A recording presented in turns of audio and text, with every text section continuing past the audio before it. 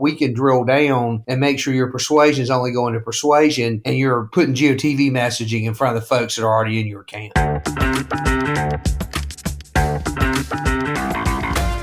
I'm Eric Wilson, managing partner of Startup Caucus, the home of campaign tech innovation on the right. Welcome to the Business of Politics show.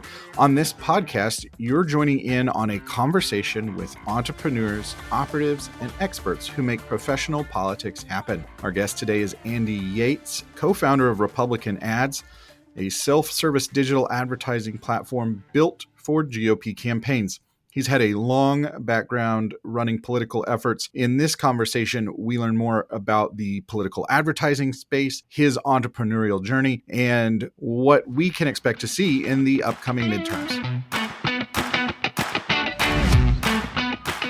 Andy, there are a lot of digital agencies out there placing ads for clients, and platforms like Google and Meta offer self-service advertising. How does Republican Ads fit into that overall ecosystem for campaigns? I think what sets us apart is a few things. Number one, is we're the only voter-targeted digital advertising platform built by conservatives for conservatives. We only work with Republican candidates. We only work for conservatives, for conservative causes.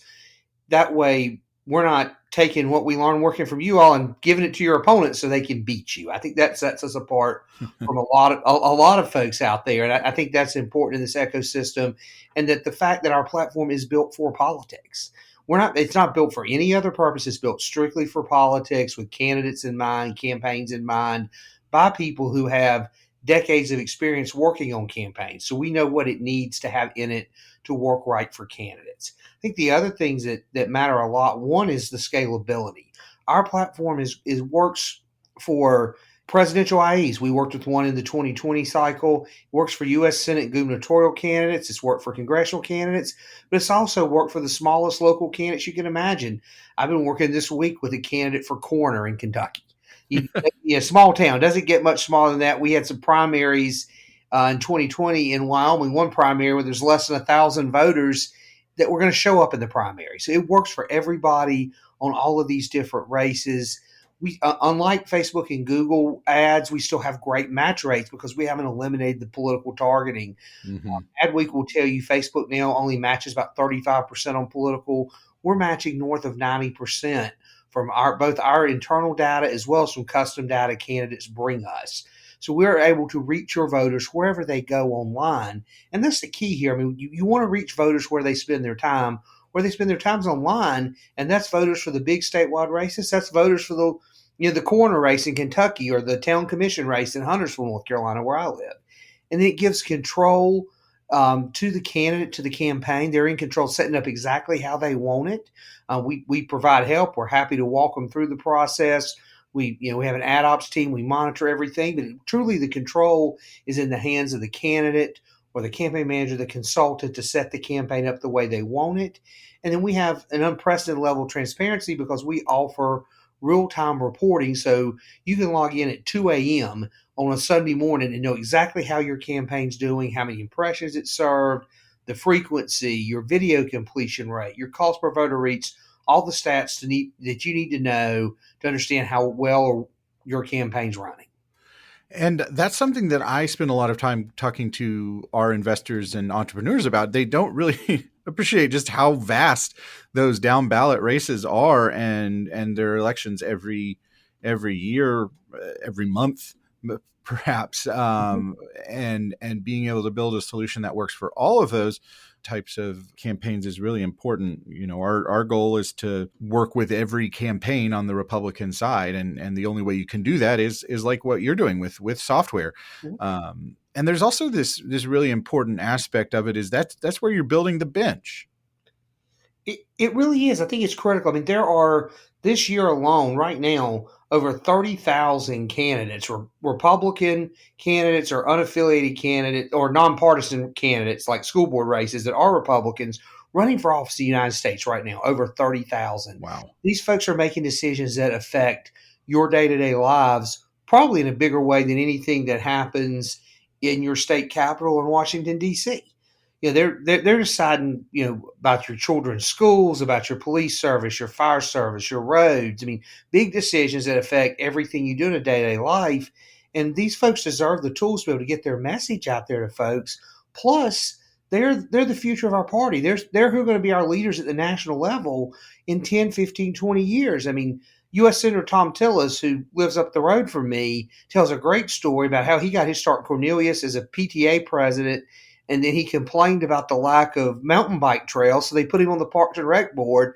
Next year, he was a town commissioner. 5 years later, he's a speaker of the North Carolina House. 4 years later, he's in the U.S. Senate. Not everybody's going to have that story, but that's where these folks come from. And we have the opportunity now to get them on our platform, teach them how to reach voters online, teach them how to be smart with digital, teach them how to win, so that as they work their way up, the better candidates are able to work their way up because they win their first races. But so as they work their way up, the learning curve is not as steep, and we're able to win elections by utilizing the best in digital technology that's out there with the targeting. We got great messaging on our side. We're right on the issues, but it doesn't matter if we don't get it in front of the right people where they spend their day, which is online. Right. And I think a really important piece of context here for our listeners to understand is that the business model of digital agencies when it comes to advertising does not really scale to smaller campaigns, because your model when you're doing media placement is getting a percentage of the buy. And so I think you guys, I saw on your website, do like a $250 minimum, I think. And so for an agency, if they're trying to make a living off of that, it's going to be very difficult. And so that's why technology builds in some efficiencies, and why it's an important addition to this marketplace. Absolutely, and that's what we've tried to do. We've tried to limit the barriers to entry. It's a $250 minimum for geo-targeted campaigns, $500 minimum for voter-targeted campaigns. We've already got all the data you need built into the platform. We'll match your custom audiences, the custom data you bring as well. But we've got 8 pre-built universes for every city, county, zip code, state legislative district, congressional district in the country already there in the platform. You can place an ad campaign in less than 10 minutes in 6 steps.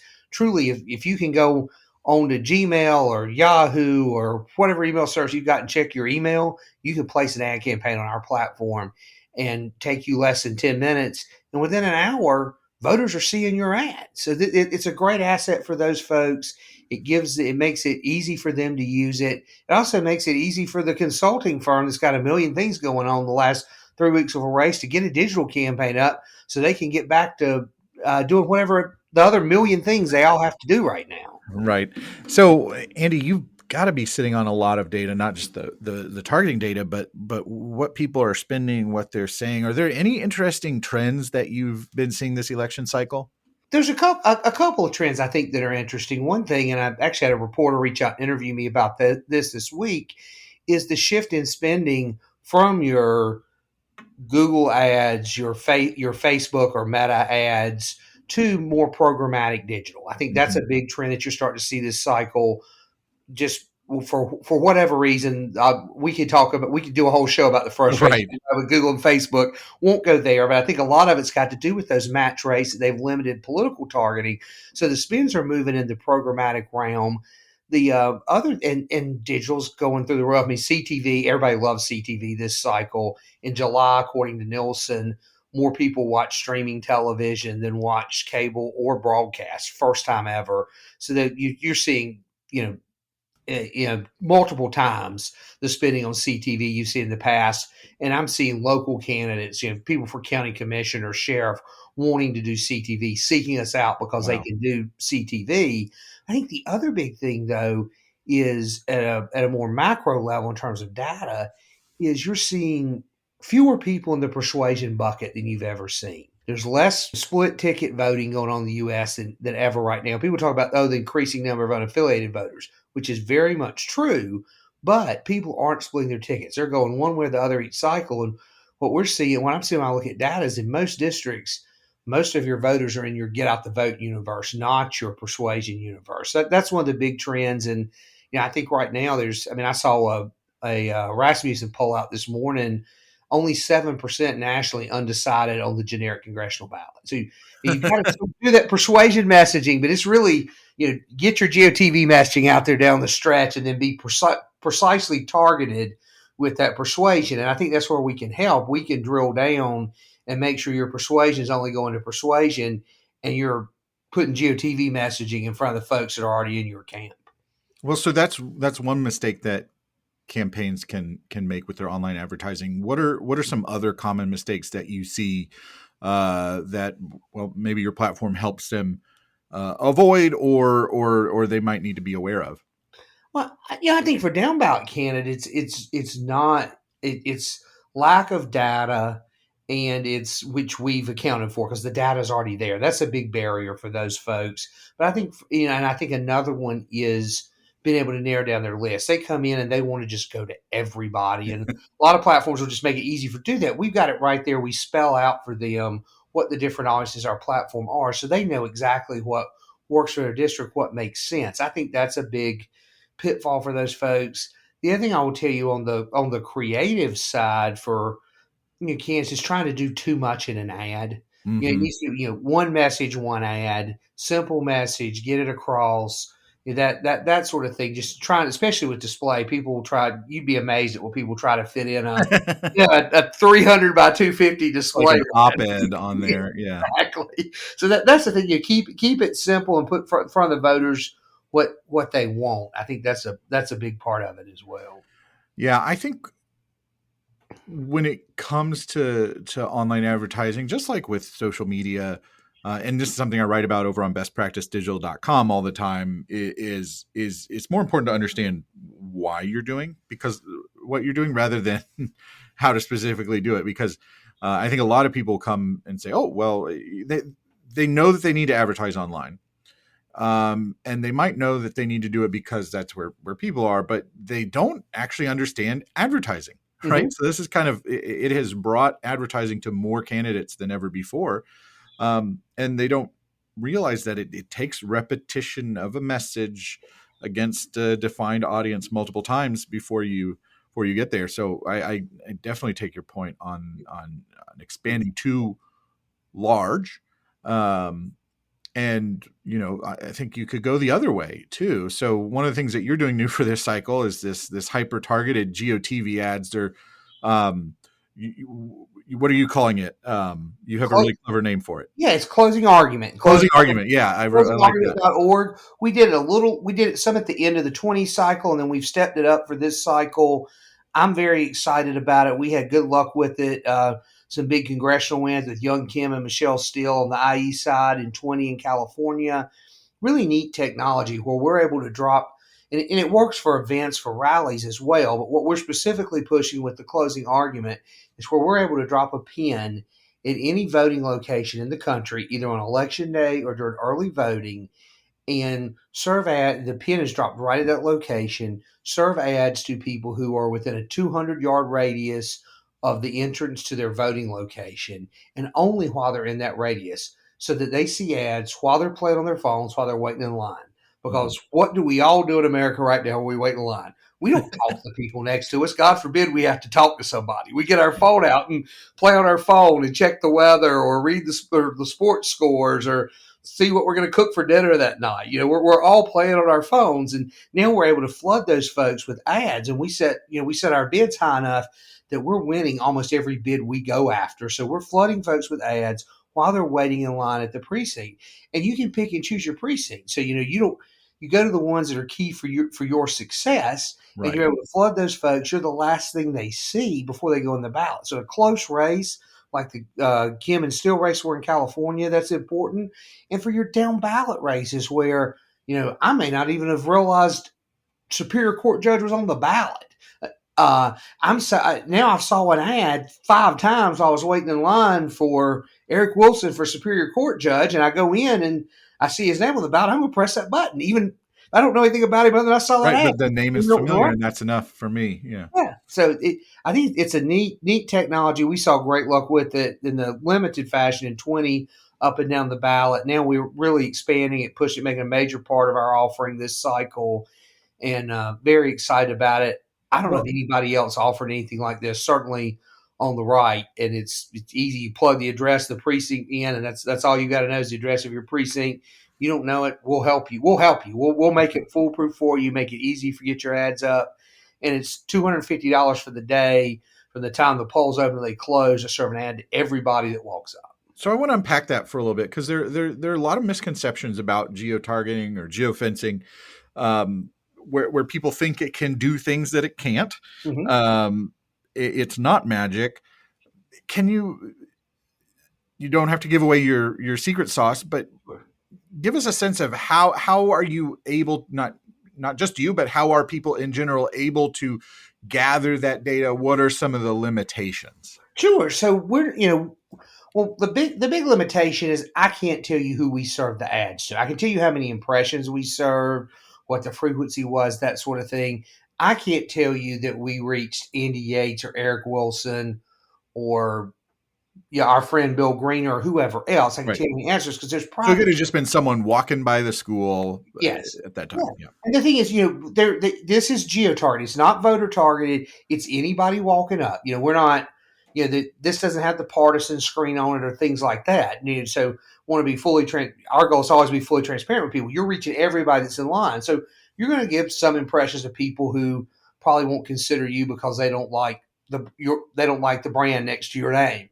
But you're able to reach those key people there that are voting, and it's by dropping a pin on that location and then setting that tight radius around the pin is what makes it work. And we're able to serve ads on mobile devices to people while they're there, and then we set it up so we only serve that radius. So once they leave, they quit getting the ads. Okay. You're listening to the Business of Politics show. I'm speaking with Andy Yates, co-founder of Republican Ads. You can find them at republicanads.com. Easy to remember. So, Andy, let's shift now a little bit to your entrepreneurial journey. How did you decide to go from operative to entrepreneur? Well, my wife decided she wanted me to make more money, and I could make more money being an That'll do it.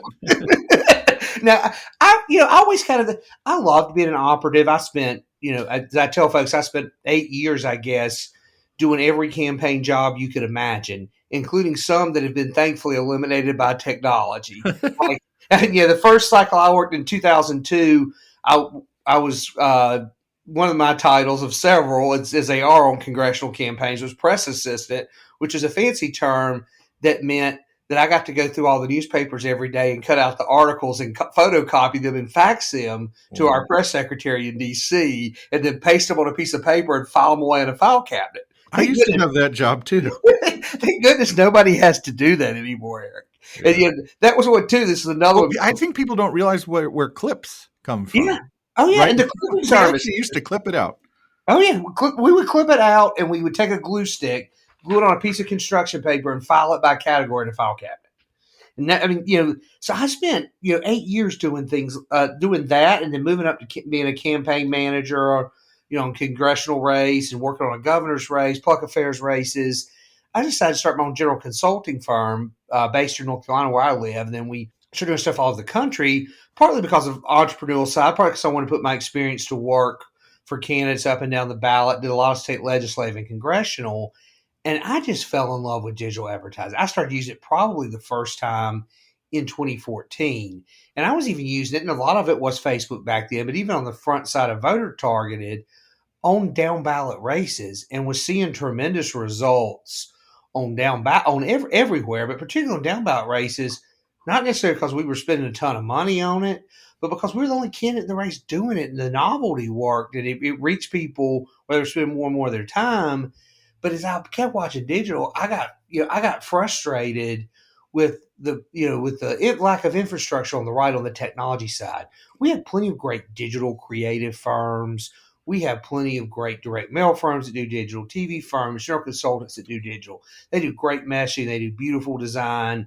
I'm not out to replace those folks. I hope they'll use me as a tool to help with their targeting, their placement. But what we were lacking was something built, as we call ourselves, built by conservatives for conservatives, that really brought that built up the tech infrastructure that was scalable and gave campaigns and consultants, candidates control. The left was building that up. We weren't. And I sat down with some friends in 2019. My business partner and I sat down, and we started really looking at what was going on digitally, where the hole was, where opportunities were.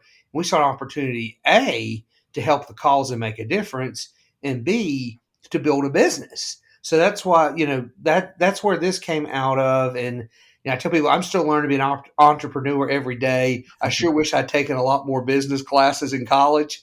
My advice to young kids coming up on campaign, I get young kids that want to work on campaigns that reach out to me. Sometimes it's a donor or a former client whose son, daughter wants to do it, and they ask me what the advice is. My first piece of advice is don't take all political science classes. Take some business courses too. People in politics do not understand business. Yeah. And There's no better way to learn than to do. exactly. So I think there are two things I hear in your entrepreneurial journey that I'm always excited to see. One is there was a problem that you were experiencing and you went out and fixed it yourself. What has surprised you the most about building a software-based company? Because you're not just an entrepreneur, you're also building software, and that comes with its own joys and challenges. Besides how much fun developers are to work with, that we actually have a great CTO. I'll give him a hard time, but we went round and round on that early, and now we've got, I think, the best CTO in the business. But I think what surprised me is actually having built a GC business is, yes, the technology side is challenging and having to learn that, but mostly I rely on the experts there. I figure out what I know, what I want to happen, and I go to my business partner who's worked in digital tech for a while. I go to our CTO and I say, can we do this? And then I listen to the experts on that stuff. I learned that quickly. But the thing that surprised me is that building the business side of it was not that different than building a general consulting business. It's rolling up your sleeves, not being afraid to work hard. It's it's a relationship business. It's building a relationship with these small candidates. It's building a relationship with consulting firms, IEs. It's providing people with quality service. It goes back to what we all hopefully learned in Sunday school growing up. Treat other people the way you want to be treated. And if you treat other people the way you want to be treated, you work hard, you're responsive. That's a lot of it, Eric. I mean, there's no shortcuts in building a business, and it's I think think about the best advice I give people is make sure you've identified a problem and come with a solution for it.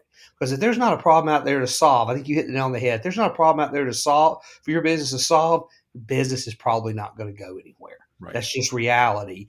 And then the other thing is there's no shortcuts. It's hard. It's not easy. Every day's different, which I love. But there are days when I wake up and go, why did I not choose the path of getting out of college at Wake Forest and going on the salary track and knowing how much I'm going to bring in every day and not have to wake up in the middle of the night worried about, revenue projections and bills and all the fun stuff we worry about as entrepreneurs. I wouldn't have it any other way, though, because you're actually building something and making a difference. And when it comes together, there's not anything else more in your professional life that can give you any more satisfaction than seeing a startup business come together. That is extremely rewarding. And one thing that we miss a lot is, it takes 10 years to become an overnight success. Mm-hmm. People like those fairy tales, but that's not really how it works. And, I want to share a challenge that a lot of our entrepreneurs face. And it really makes it difficult for software as a service, SaaS businesses to thrive in politics, because every sale is an enterprise sale, right? People want to sit down and have a phone call, have a steak dinner with you, and get you across the table from them and want to have had done work with you before they sign off on you. Well, that's great when it's going to be a $50,000, $100,000 project. But when you've got minimums like $250, that doesn't necessarily scale. So I want to hear from you. How have you dealt with that challenge? Like this coroner candidate, for example, how did they find you? How do you make sure that you get them the value without sinking your business? Absolutely. So I think a couple of things there. One, how they find us. I'll go that route first. I mean, one of the things that we do is we use our platform to advertise our platform. It's a great proof of performance, and it also works because our platform works. So we take we ingest data about candidates running for office all over the country into our platform, match it, and serve digital ads to those folks. And we have inbound leads coming in every day from these folks who've seen our ads and want to learn more about our platform. We use beyond that we email folks, we text folks, we use social media. I mean, I had to give a shout out to Sarah and Ashley who set up our marketing team. They've produced a tremendous they do God's work. They produce a tremendous amount of leads for us and always coming up with new ideas outside the box for these folks. But a lot of it comes back to using our platform to sell the platform. And if folks have seen our digital ads, they know it works. So they don't have to go convince them it works. Yeah. They already know it works. I think the other thing that's key for these folks is that we made the platform so easy that I can explain it to them in a 30 to 45-minute phone call and answer all their questions, and also have spent a third of that call learning about their race, their mom, their kids, their favorite football team. Because everybody has a story and wants to tell it. So, I spent 15 minutes doing that. I spent 20, 30 minutes telling them about the platform.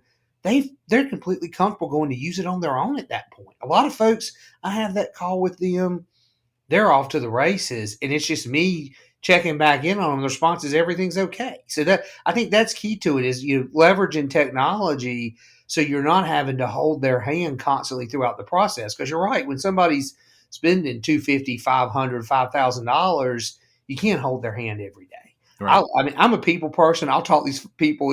My fault is I'll probably talk to these people every time they call me. I'm going to answer their call. I love talking to people.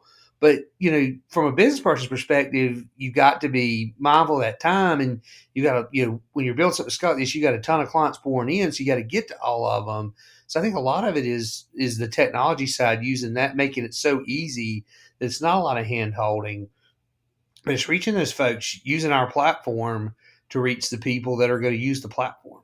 Your customers are also clear on what the alternatives are, right? Mm-hmm. The alternatives are not advertising at all, which really isn't an option, or something that's really, really expensive, that would ultimately lead to not advertising. So I do think it helps when you know your customer. The offering is very clear and fully automated, which kudos to you and your team for making that process so seamless. I know it's not easy. Yeah, no, it's not, and I really appreciate that. I think those are wise words. I think the other key is something that a lot of people in our business don't do is stay in your lane. If you're trying to build business in politics, stay in your lane. Find one, two, three, no more probably than three things you're really good at. Do those and be really good at them. Too many people try to be all things to everybody. And it's tempting, especially when you start a business. It was tempting for me our first cycle to go, oh yeah, we can do that too. And now I'm to the point where it's you want text messages? That's great. Here's the email from my friend Nicole at Campaign HQ. Right. You need direct mail. Here's 3 direct mail firms who use us for digital. Reach out to these folks. Figure out who you want to work with there. We do what we do, and glad to help you with other stuff. I'm even glad if you want me to look at something and tell you whether I think it's good or not. I'm happy to do that.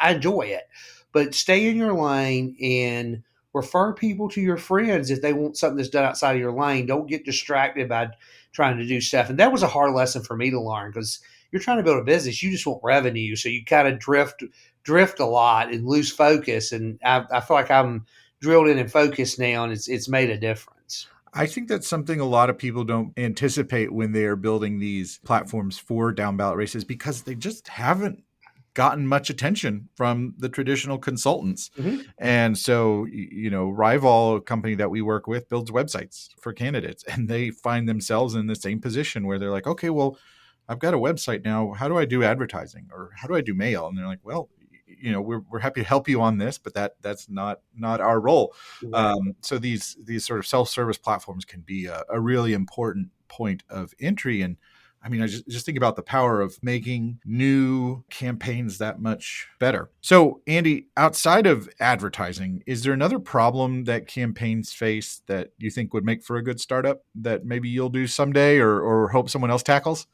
So I hope someone else tackles it. But I think the challenge is, and it's one I've thought about, is something that I see for down ballot candidates in particular, and even I would say state legislative candidates, which I call middle of the ballot candidates, I guess, is the design side of the world. These folks have, they've got their message down. Most of them have some idea of who they need to reach, but design is something they really struggle with. Mm. And I think there's an opening out there for someone to build a startup that can create templates that these folks can use to easily create design that works for digital, maybe even for other advertising verticals, but display ads, video ads, things like that. I think there's a real opening there for that, because that's the other barrier for entry for folks. We try to help folks with that when they need it, but that's something that discourages folks, or I think even keeps folks from getting started. I mean, we do cold outreach to down ballot, middle of the ballot candidates, and that's one of the things we hear is we don't have the assets, we don't have the Right. knowledge to put it together. It took me, and I had somebody, I wish they told me we could have helped them. They came back to me, disappeared for 2 weeks, and I couldn't get up with them. They came back and sorry I was gone. I was begging friends to help me with design, and finally found somebody to help do that. So it's slowing these campaigns down, and I think there's an opportunity there if somebody put their head, or a group of somebodies to put their heads together and come up with a Canva for political causes and candidates. Right. It can put the guardrails up to help these folks not only create design but create good design, because you can imagine some of the things we see from time to time, and we have to be polite how we explain it to folks, but we do try to tell folks this Graphic design is my passion. You might want to rethink that. Yeah. Well, Andy, thank you so much for joining us today. You can learn more about Republican Ads at republicanads.com.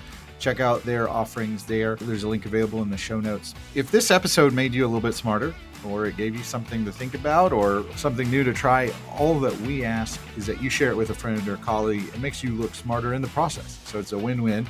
Remember to subscribe to the Business of Politics show wherever you get your podcasts so you never miss an episode. And if you'd like, you can go to our new website, businessofpoliticspodcast.com, to sign up for email updates, let you know every time a new episode goes live. So with that, I'll say thanks for listening. We'll see you next time.